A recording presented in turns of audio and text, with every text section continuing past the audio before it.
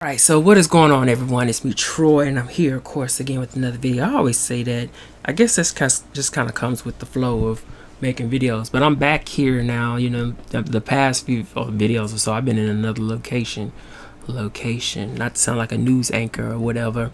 Anyway, today I want to take the time here on this beautiful Sunday to catch up with you guys and share some of my thoughts about some of the books that I've recently finished. Well, we'll just stick it at one at this current moment, because I really want to go back to the library and read. Give me a plain latte and read, which is what I did yesterday, and I want to do it again today here on Sunday. But my body feels like jello from all the working out I've been doing. So I said, let's take a moment to relax and come up here to talk about my reading of Susan Wittig Albert's Forget Me Not Never, which is the 29th book in her China Bayles. The author doesn't consider them cozies from my understanding, but cozy, China Bayles cozy mystery series. Take it, I don't know how else to put it. Yeah, so if this is book number 29, which came out at the beginning of June, and I just recently finished it at the end of June, obviously I am a dedicated reader to the series. Obviously I'm loyal to the series. I've spoken about China Bayles over probably about 9 years at this point, and this series has gotten me through a very tough period at one point. So I'm loyal, I'm attached. I look forward to these books every time they come out, and you know, they've been infrequent from their previous once a year rotation, but all that aside, I would always remain stuck with the China Bayles book whenever it releases. And I've got to say, Forgive Me Not Never did not disappoint. The thing about China Bayles that I love, if I can get this off my chest first, is that I've always expressed this, but I love that duality about her as a cozy mystery, or I'm gonna say cozy mystery, because cozy mystery protagonist, is that duality about the fact that in her previous life she was a defense attorney, and in her current life, as it revolves around the current timeline within the series, she operates an herb shop. So you know, those two, when it comes to crime solving, work in conjunction with one another. She has that insight of a lawyer, that strategic mindset thinking to solve mysteries, along with, you know, the cozy mystery traditions of the small town murder. So that's one of the things I really loved about this series, and why I've been so loyal, and why I don't complain about this series as much as a lot of cozy mystery series that I read, because China Bayles has sense. China Bayles comes across as a main protagonist in a cozy mystery series that has sense. You know, she's silly when it comes to the right notes, but she's serious much more, or her serious nature or professional nature shines far or exceeds far behind, you know, the author giving her moments to just have these nauseating silly scenes, you know, that you see in a lot of the current cozies that's coming out. So that's what I love. I'm very attached to the character of China Bayles. I just love her groundedness and her sense, her just complete sensibility. And I don't have to worry so much about Susan Wittig Albert having her character go off the rails as it concerns her character for some, you know, dumb reason. So that's one thing I had to get off my chest. But you know, the thing about this series is that it's always had like these books where they were rotating with, the author was rotating with different plays. You know, there's some books that are very crime centric, with China Bayles #1 in lead. There's some books within a series where sort of like Murder She Wrote, when you know, you would get these framed narratives or whatnot of some other character solving the mystery. At that one point when Jessica was taking a break, a lot of the books in the series, so some of my favorites, are books where the author is taking a real life historic individual, primarily that of a woman, who come up with some various different things that shaped history. You know, like in the last book, Hemlock, there was the woman who drew plants or something like that, a botany, you know. But anyway, basically, Susan Wittig Albert would sometimes jaunt us into some historic references, some historic not characters, but real people in the past, in conjunction with a current mystery. Sometimes that mystery had a lot to do with some esoteric kind of means, or just like a ghost story. So, but anyway, my point is that Albert always is playing with some different things, but one thing lately is that she kind of really stepped away from the crime aspects of her books. And I can say that one of the things that made this book of Reading Forgive Me Not Never one of my favorites in the series is because China Bayles has returned front and center. With the exception of the prologue, we are in China Bayles' point of view throughout the entirety of this book, and I'm so happy that Susan Wittig did that, because that is where I like to be. Don't get me wrong, I love when she plays with her jaunts into the past, which one of the two books I highly recommend is Widow's Tears and Wormwood. But I do like when these books really condense themselves down to just China Bayles' point of view. And in this particular case, China is trying to help a friend of a friend solve the murder of a local blogger who blogs about true crime events. Evidently, this blogger ends up telling or preparing a story or blog post about someone within the area who's hiding their identity as well as their past as a potential murderer. And then, of course, before that had happened, she is struck on the side of the road, and then her sister comes along to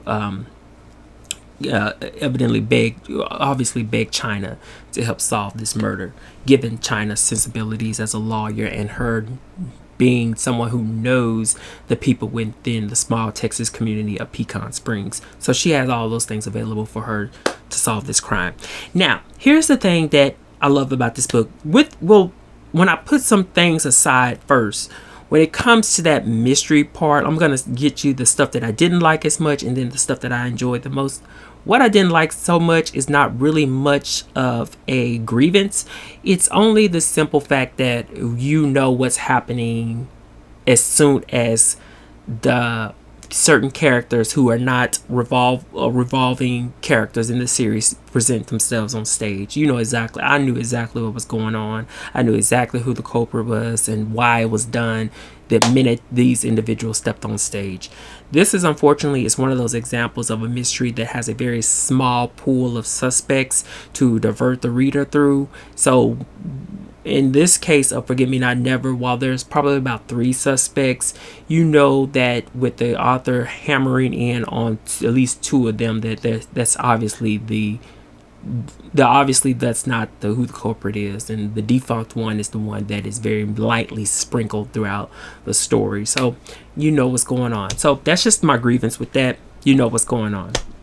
But the thing that I love and I continue to love about this series is the fact that Susan Wittig explores different commentaries or conversations within her books. Not strictly speaking to crime, not strictly speaking to herbology or botany or whatever. And this is one of the reasons why I do love her series, because it does sets itself apart from a lot of traditional cozies that rely on a lot of the tropes to get through. Forgive Me Not Never had our character of China Bayles conversing on subjects like book banning. I really love the touch in which Susan Wittig had China open up a book ban shelf within her shop for people to freely take a book. There was even the mention of Toni Morrison's The Bluest Eye, and I was like, oh my gosh, yeah, because this series takes place in Texas. So the main protagonist, Susan Wittig is obviously abreast of a lot of the contentious things going on school boards and this whack stuff that I could get into another day, having spoken with some librarians within my own area within itself, here in Alabama. But that right there, the book banning thing, is just something that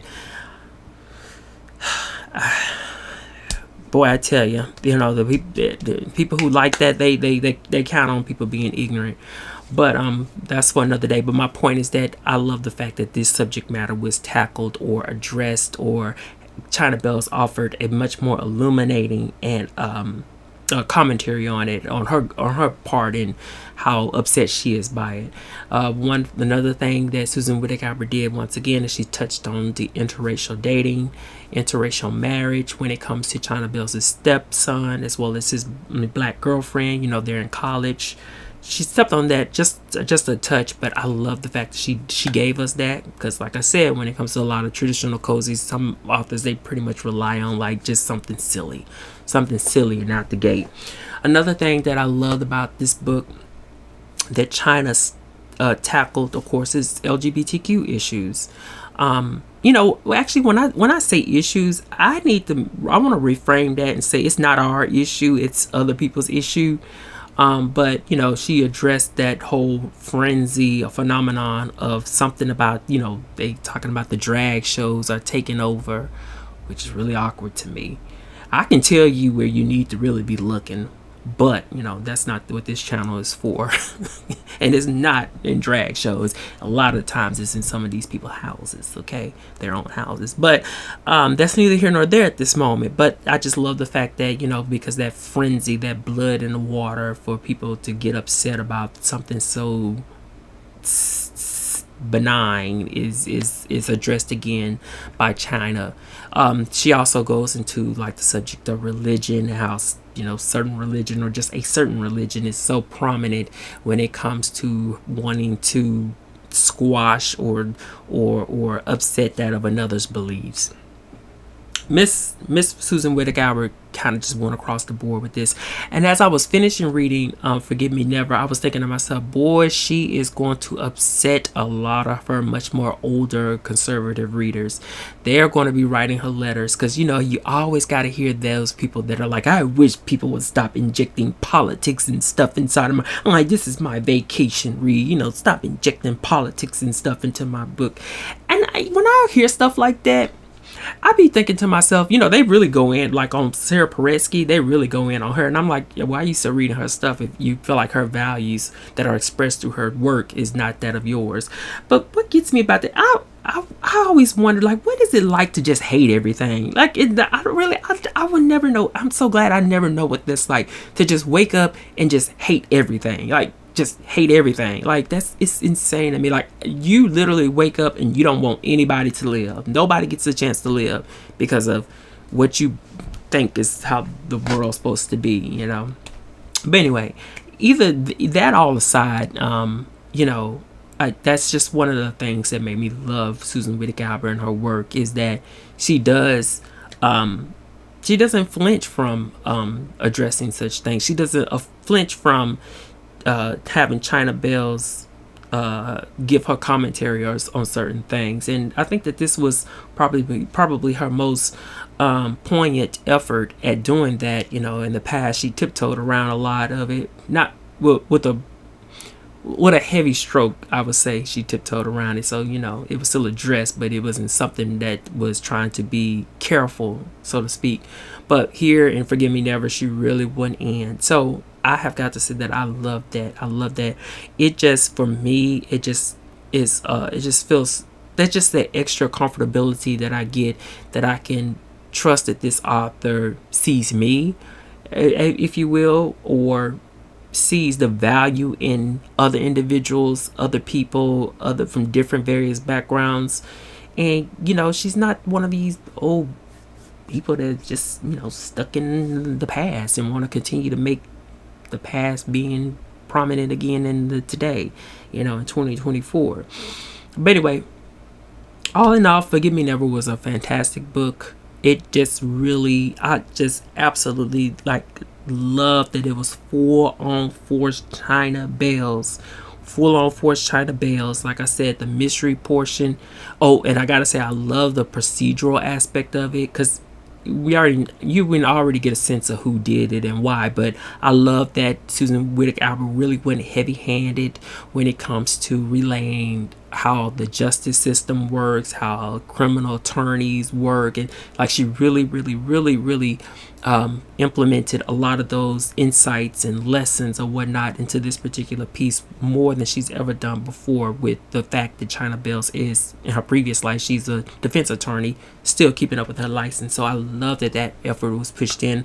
A lot of the side characters, many of which that sometimes get on my nerves, basically Sheila Dawson, which is the chief of police, would not the umbrella, you know, the centric force within this book. I was like, great, this book was all about China, all about it, about her, and I cannot wait for book 30.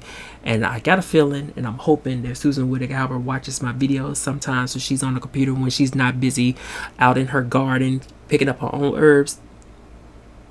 Please come back a little quicker with book number 30 in the China Bayles mystery series, because I absolutely love your books and I love China Bayles. China Bayles is completely set apart to me from a lot of the cozy mysteries and cozy mystery protagonists that I've unfortunately given up on. So that is all I want to share about Forgive Me Never.